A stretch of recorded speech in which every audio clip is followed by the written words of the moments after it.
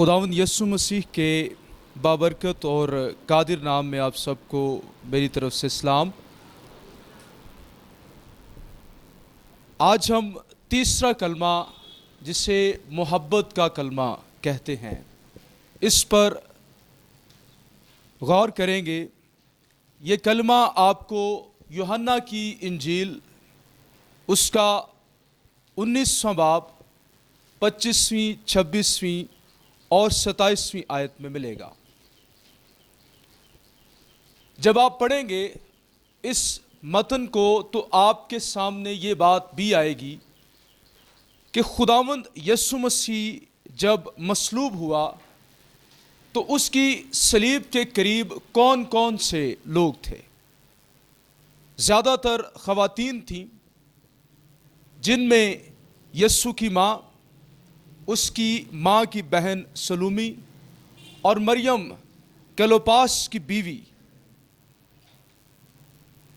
और इन ख़वातीन के साथ यूहन्ना जो यीशु मसीह का शागिर्द था वो भी खड़ा था। इन तमाम शख्सियात में से एक शख्सियत जो उस वक्त बड़ी अहम थी वो थी मुकद्दसा मरियम।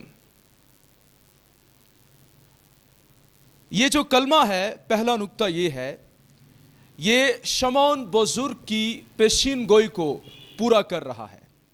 लूका की इंजील उसका 2 बाब और 35वीं आयत में लिखा है कि जब खुदावंद यीशु मसीह को खतना करवाने के लिए उसका हैकल में ले जाया गया तो वहाँ पर शमौन बुजुर्ग जो हैकल में था और जिसको खुदा के रूह ने ये रहनुमाई दे रखी थी कि जब तक तू खुदा की नजात को देख नहीं लेगा तू मरेगा नहीं। जब उसने खुदावंद यीशु मसीह को देखा तो उसने एक पेशीन गोई की और उसने मरियम को कहा कि खुद तेरी जान भी छिद जाएगी। अब मरियम की आंखों के सामने उसका बेटा जो मासूम बेगुनाह है, कोई जुर्म उसने नहीं किया, वो मसलूब कर दिया गया है। और जिस कर्ब में से उस वक्त मरियम गुजर रही थी, इसका अंदाज़ा मैं और आप ठीक तरह से नहीं कर सकते। वो चाहकर भी उसके जख्म साफ नहीं कर सकती थी, वो प्यास से खुश्क लबों को तर नहीं कर सकती थी। वो बाजू जिनको फैलाकर यीशु अपनी माँ से बगलगीर हो जाया करता था, वो बाजू अब सलीब पर फैले हुए हैं। वो हाथ कीलों से जड़ दिए गए हैं। इन हाथों और पांवों को वो नाजों के साथ चूमा करती थी। ये जो शख्स मसलूब उसकी आंखों के सामने, ये सिर्फ उसका बेटा नहीं, उसका खुदावंद भी है। इन दोनों बातों को जहन में रखकर उसके बातिन में क्या स्ट्रगल चल रही थी, इस आयत से या इन अल्फाज से जाहिर होती है कि तेरी जान खुद भी छिद जाएगी। जिस कदर मरियम खुदावंद यीशु मसीह के कर्ब को अपने अंदर महसूस कर रही थी, ऐसे कोई और दूसरा नहीं कर रहा था। तो ये कलमा मरियम के दुख को बयान करता है। ये कील सिर्फ यीशु के हाथों पांव में नहीं लगे थे, बल्कि ये मरियम के दिल को भी छेद रहे थे। कांटों के ताज की चुभन वो अपने दिल में महसूस कर रही थी। हो सकता है कि उसके दिल में फरिश्ते की ये बात आई हो कि वो बुजुर्ग होगा, खुदा ताला का बेटा कहलाएगा और खुदावंद उसके बाप दाऊद का तख्त उसे देगा। वो याकूब के घराने पर अब से अब तक बादशाही करेगा और उसकी बादशाही का आखिर ना होगा। शायद वो सोचती हो क्या कभी ये वादा पूरा होगा भी या नहीं। बहरहाल ये वक्त मरियम के लिए बहुत ही कड़ा था। ये कलमा दूसरी बात ये जाहिर करता है कि खुदावंद यीशु मसीह की ज़मीनी ज़िंदगी में कौन कौन से लोग उसके करीब थे। खूनी रिश्तों में उसकी माँ मरियम, उससे बढ़कर उसके लिए और कोई नहीं था। जिस तरह वो उसके करीब थी, कोई और रिश्ता उसके करीब नहीं था। और देखें, वो सलीब के पास भी है। और फिर शागिर्दों में यूहन्ना रसूल, जिसको मोहब्बत का रसूल कहा जाता है, जिस कदर वो खुदावंद यीशु मसीह के करीब था और कोई करीब नहीं था। जो यीशु के करीब होते हैं वो उसकी सलीब के करीब होते हैं। ये लोग उसकी सलीब के करीब हैं। ये सिर्फ यीशु के करीब नहीं, ये मसीह मसलूब के करीब हैं। इसके बाद तीसरी बात यह है, ये कलिमा यीशु की इज्जत मरियम के लिए उसकी फिक्र और जिम्मेदारी को पूरा करने को बयान करता है। यीशु अपनी मां को कहता है औरत। ये दूसरी मर्तबा लफ्ज आया है। ये ऐसे ही था जैसे हम सर या मैडम कहते हैं। वो जब मरियम को औरत कह रहा है तो ये इज्जत का लफ्ज है, मैडम। तो पहली बात ये, खुदावंद यीशु अपनी मां की इज्जत करते थे। इससे पहले काना गलील की शादी में भी मुकद्दसा मरियम ने जब ये रिक्वेस्ट की कि पानी को मैं में तब्दील कर दिया जाए, तू इनकी मदद कर, इनके पास अब मैं नहीं रही, तो उस वक्त भी खुदावंद यीशु मसीह ने कहा, ए औरत। दूसरी बात ये कि खुदावंद यीशु अपनी मां की फिक्र करते थे। और तीसरी बात ये कि इस जमीन पर रहते हुए खुदावंद यीशु मसीह खानदानी रिश्तों के साथ वफादार थे और खानदानी रिश्तों के लिए उन्होंने अपनी जिम्मेदारी पूरी की। खानदानी रिश्तों में मुकद्दसा मरियम उनकी सबसे बड़ी जिम्मेदारी थी। और देखें, अब वो सलीब पर हैं, अपनी जान देने को हैं, लेकिन वो अपनी जिम्मेदारी से भाग नहीं रहे। उनको मालूम है कि ये औरत, इसकी जिम्मेदारी मेरे कांधों पर है, मैंने इसको किसी के हवाले करके जाना है। ईमानदार जो यीशु मसीह के पैरोकार हैं, जो उसके शागिर्द हैं, जो उसके हकीकी शागिर्द हैं, वो किसी भी रिश्ते से भागते नहीं हैं। चाहे वो जिस्मानी खूनी रिश्ते हों, चाहे वो रूहानी रिश्ते हों, वो तमाम रिश्तों के साथ वफादार रहते हुए अपने फराइज, अपनी जिम्मेदारियों को निभाते हैं। मैं इस बात का गवाह आपके सामने हो सकता हूं। कई खादमीन की जिंदगी में मैंने इस चीज की कमी देखी। अपनी खिदमत को बहाना बनाकर, या जो भी आप कह सकते हैं, मसरूफियत में अपनी खिदमत की, अपने खानदान को नजरअंदाज कर जाते हैं, अपने वालिदैन को नजरअंदाज कर जाते हैं, अपने बीवी बच्चों को नजरअंदाज कर जाते हैं। लेकिन देखें, खुदावंद यीशु मसीह अपनी जिंदगी का सबसे बड़ा मिशन पूरा कर रहा है, बाप की मर्जी को पूरा कर रहा है, लेकिन इसके बावजूद वो अपनी मां को नजरअंदाज नहीं कर रहा। उसे इतनी होश है कि वो अपनी मां के मुस्तकबिल को जहन में रख सके। उसे मालूम है कि मैं ही इसका सहारा हूं। आपके खानदान का अगर आप ही सहारा हैं, आपके अलावा और कोई नहीं है, तो कभी ये सोचा करें, अगर मैं ये नहीं करूंगा तो कौन करेगा? अगर मैं ही इनका सिर्फ सहारा हूं, तो अगर मैं नहीं करूंगा तो और कौन करेगा? मेरा ये तजुर्बा रहा है। पास्टर बनना यह भी आसान नहीं है, खिदमत करना यह भी आसान नहीं है, लेकिन खानदान में शोहर और बाप बनना यह मेरे लिए सबसे ज्यादा चैलेंजिंग रहा है और अभी तक चैलेंजिंग है। ابھی تک میں کانشیسلی اس اسٹرگل میں خدا کے فضل کو مانگتا رہتا ہوں کہ تو مجھے اچھا باپ اور اچھا شوہر بنے رہنے کی توفیق دے، میں بیلنس رکھ سکوں اپنی منسٹری کو اور اپنی فیملی کو۔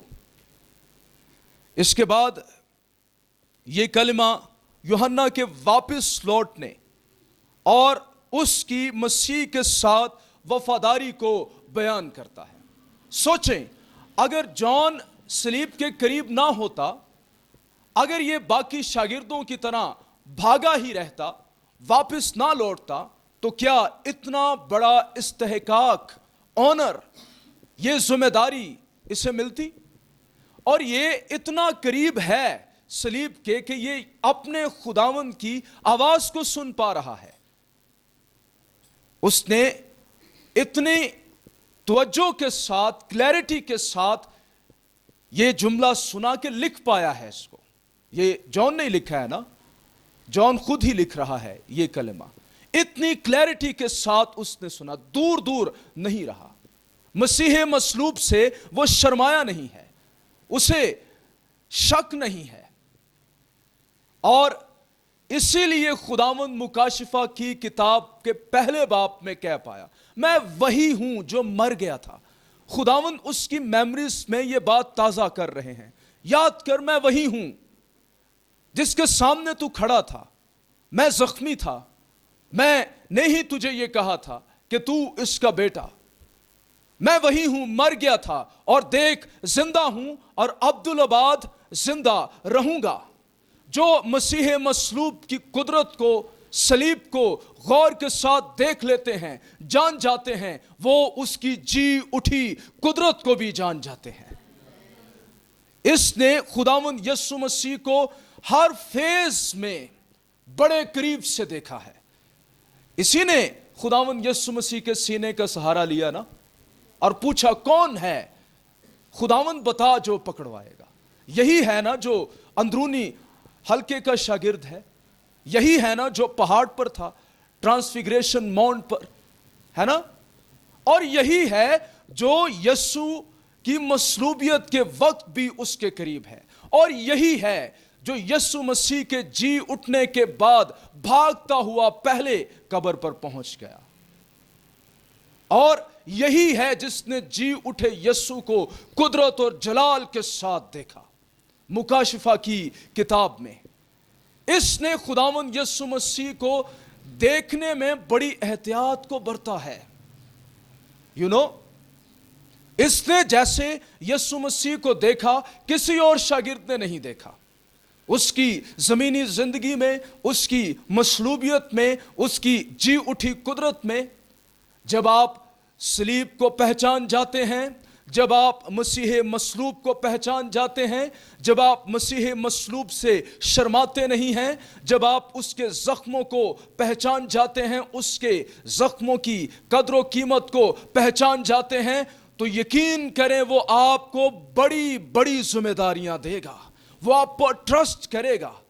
کوئی چھوٹا کام یہاں پر نہیں ہو رہا، اپنی ماں سونپ رہا ہے۔ Can you imagine? اپنی ماں یوحنا کو سونپی جا رہی ہے یہاں پر۔ اتنا ٹرسٹ جان پر خداوند یسوع مسیح کر سکتے ہیں۔ وہ لوگ جو صلیب کے قریب رہتے ہیں، وہ لوگ جو مسیح مصلوب کے قریب رہتے ہیں، وہ با اعتماد ذمہ دار لوگ ہوتے ہیں۔ کیوں یوحنا کو ہی خداوند یسوع مسیح نے مریم کو سونپا؟ ہمیں یہ سوال کرنا چاہیے۔ یہ آخری بات ہے، آئی ہوپ آپ پوائنٹ بائی پوائنٹ لکھ رہے ہوں گے، مجھے اب یاد نہیں کون سا پوائنٹ ہے، خیر یہ آخری پوائنٹ ہے۔ یہ 5واں نقطہ ہے کہ کیوں یوحنا کو ہی خداوند یسوع مسیح نے مریم کو سونپا۔ چند ایک خوبیاں تو میں بیان کر چکا ہوں۔ یہ ریلیشنل بیس پرسن تھا، یہ ریلیشنز میں ڈیپ رہنا چاہتا تھا، یہ یسوع کے قریب رہنا چاہتا تھا، یہ ریلیشنز کو اہمیت دیتا تھا، یہ رشتوں کو اہمیت دیتا تھا۔ ایک وجہ یہ بھی ہے، اسی لیے تو اس نے خداوند کو چھوڑا نہیں ہے۔ آپ کے ریلیشنز خاندانی ہیں, روحانی ہیں, کلیسیائی ہیں, ان سے بھاگے نہ, اور توقع یہ نہ کریں کہ یہ سارے ہی میرے ساتھ ٹھیک رہیں گے تو پھر میں ان کے ساتھ ٹھیک رہوں گا. ایماندار کسی بھی صورت اپنے رشتوں سے بھاگتا نہیں ہے. بطور شوہر وہ اچھا شوہر بنتا ہے, بطور بیوی وہ اچھی بیوی بنتی ہے, چاہے اس کا شوہر بیوی اس کے ساتھ ٹھیک ہے یا نہیں, چاہے اس کے دوست اس کے ساتھ ٹھیک ہیں یا نہیں. تو کیوں خداوند یسوع مسیح نے یوحنا کو سونپا؟ ایک وجہ تو یہ ہے, اور پھر خداوند یسوع مسیح نے فائنینشل سائیڈ کو بھی دیکھا. یوحنا ایک ایسا شخص تھا جو فائنینشلی بڑا, آپ کہہ سکتے ہیں کہ اسٹیبلش گھرانے سے تعلق رکھتا تھا. جب آپ پڑھیں ان کے بلاوے کو تو ان کے ساتھ نوکر تھے, ہے نا, آدمی انہوں نے رکھے ہوئے تھے جو ماہی گیری کے کام میں ان کی مدد کرتے تھے. خداوند یسوع مسیح نے ایسے شخص کو اپنی ماں سونپی جو پریکٹیکلی پیسے روپے کے ساتھ فائنینشلی ہر اعتبار سے اس کی کیئر کر سکتا ہے. تو میرے عزیزو, اپنی فیملی کی فائنینشل کیئر, اس کا پلان آپ کے پاس ہونا چاہیے. آپ کے والدین, ان کی فائنینشل کیئر, اس کا پلان آپ کے پاس ہونا چاہیے. میرے بعد خدا نہ خواستہ اگر مجھے کچھ ہو جاتا ہے تو میری فیملی کیسے سروائیو کرے گی؟ اگر میں بیٹا ہوں, میرے والدین کیسے سروائیو کریں گے؟ اگر میں فیملی پرسن ہوں, میری فیملی کیسے سروائیو کرے گی؟ خداوند یسوع مسیح سے ہم یہ سیکھتے ہیں. ابو اول یہ محبت کا کلمہ ہے نا. ہم کیوں اسے کہتے ہیں؟ کیونکہ محبت کے رسول کو مریم سونپی گئی, اور یہ بہت بڑا اس کے لیے پریولیج تھا, یہ بڑی بلیسنگ تھی.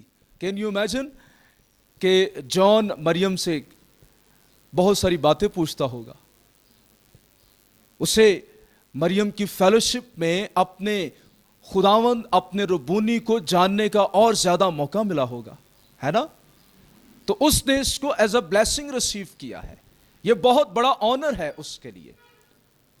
اور اگر میں درست ہوں, مجھے کافی دیر ہو گئی اس بات کو پڑھے ہوئے, کہ افسس کی کلیسیا میں مریم خداوند یسوع مسیح کی ماں, وہ یوحنا کے ساتھ خدمت کرتی رہی بہت عرصہ تک.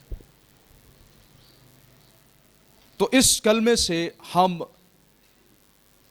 جو ابھرتی ہوئی بات سیکھتے ہیں, اپنے خاندانی رشتوں کے ساتھ وفادار رہنا, اپنی ذمہ داریوں سے بھاگنا نہیں ہے.